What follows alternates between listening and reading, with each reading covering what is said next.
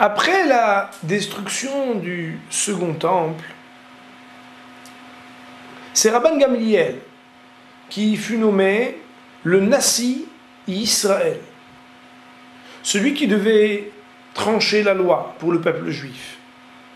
Quant à Rabbi Yoshua ben Hanania, il était le Av Beddin, le directeur du tribunal rabbinique. Pourtant, Rabban Gamliel lui-même savait que Rabbi Yoshua ben Hanania était plus sage que lui, était plus Tamid Hacham que lui. Mais Rabban Gamliel était le descendant de Hillel Azaken, Hillel l'Ancien. C'est ce qui lui a valu le titre d'être le Nassi, le prince d'Israël. À l'époque, comme vous le savez, nous n'étions pas experts Bekvira de Yarha, c'est-à-dire pour savoir le temps précis du renouvellement de la lune, de la néoménie. Aussi, et comme on peut l'étudier dans le traité de Rosh Hashanah, ce sont les témoins qui venaient pour témoigner de ce qu'ils avaient vu. Ils étaient interrogés et c'est ainsi qu'on allait fixer le temps du renouvellement de la lune et bien sûr cela avait une incidence sur la date précise des fêtes du calendrier hébraïque.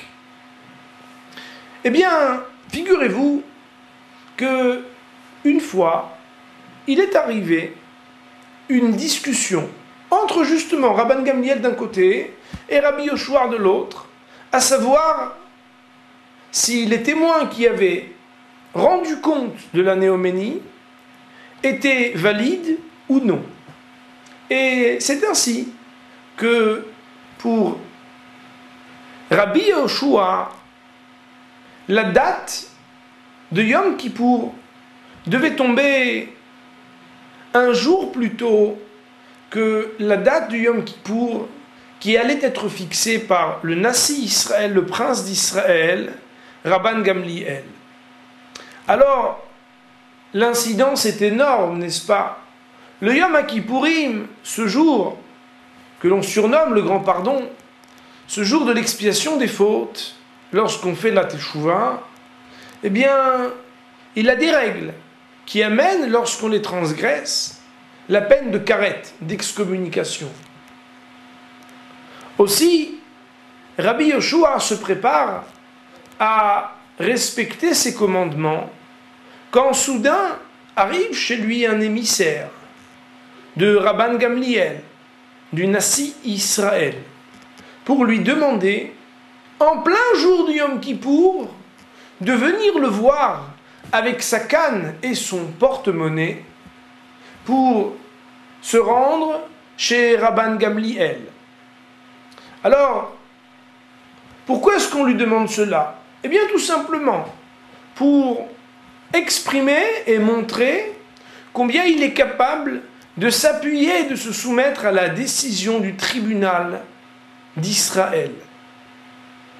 Alors il était bien embêté, pourquoi? Parce que vous imaginez bien qu'il s'agissait d'une discussion profonde et que pour Rabbi Yoshua, aujourd'hui c'était véritablement Yom Kippour et il n'allait pas transgresser le jour peut-être le plus redoutable du calendrier hébraïque. Rabbi Akiva, élève de Rabbi Yoshua, vient le voir et lui dit: mais mon maître, si je puis me permettre, peut-être de vous rappeler votre propre enseignement. Vous m'avez une fois enseigné que lorsque Dieu a donné la mitzvah de la néoménie, du Kiddush HaChodesh, de la sanctification de la lune et du nouveau mois au peuple juif, il est marqué dans le verset: Ele mo'adeh Hashem mikrei kodesh asher tikreu otam. C'est vous, peuple juif, qui allez appeler le temps des rendez-vous entre Dieu et son peuple. Le mot otam, eh bien, il peut se lire atem.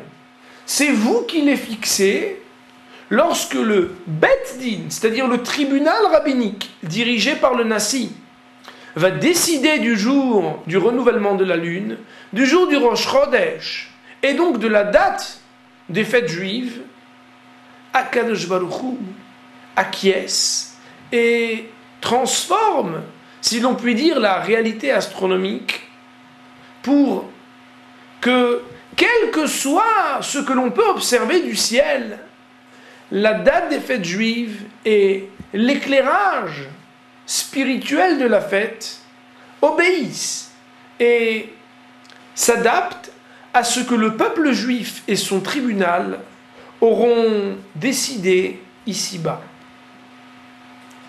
Et là, Rabbi Yoshua, de dire à son élève, Akiva, Nihamtani, mon élève, Akiba, tu m'as consolé, tu m'as fait prendre conscience.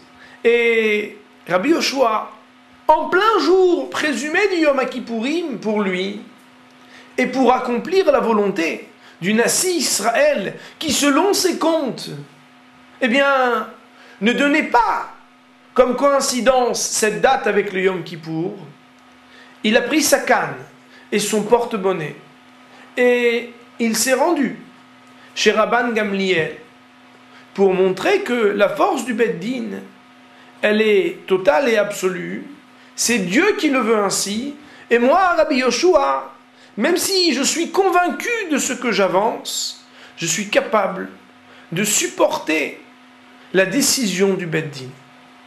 Lorsque Rabban Gamliel voit Rabbi Yoshua arriver avec sa canne et son porte-monnaie, il lui dit « Bo beshalom Rabbi vetalmidi » « Je t'accueille dans la paix, mon maître et mon élève. » Cette expression, eh bien, le Talmud la commente. Tu es mon maître parce que dans la sagesse, c'est de toi que je dois apprendre. Mais tu es mon élève parce que tu as été capable de supporter ma décision parce que je suis le Nassi, parce que c'est moi qui dirige les décisions du tribunal rabbinique. Eh bien, même si tu es Av Beth Din, tu as un grand titre de sagesse, pourtant tu as été capable de te soumettre à la décision du tribunal rabbinique. Tu es donc mon élève plus que tous les autres. De cette histoire, nous apprenons combien le peuple d'Israël, même s'il peut avoir des idées différentes, des points de vue qui divergent, lorsqu'il s'agit d'appliquer la loi, il est capable de supporter les décisions du tribunal rabbinique, car c'est ainsi que le veut Akadosh Baruch Hu.